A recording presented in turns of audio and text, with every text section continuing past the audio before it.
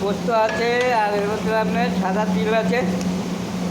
সাদা তিল দিয়ে আপনার পোস্ত দিয়ে বাড়িতে তরকারি রান্না করবেন আলু দিয়ে, দেখুন খেতে ভালো লাগবে। পেঁয়াজ দিয়ে, আলু দিয়ে, পেঁয়াজ দিয়ে, পোস্ত দিয়ে, সাদা তিল দিয়ে,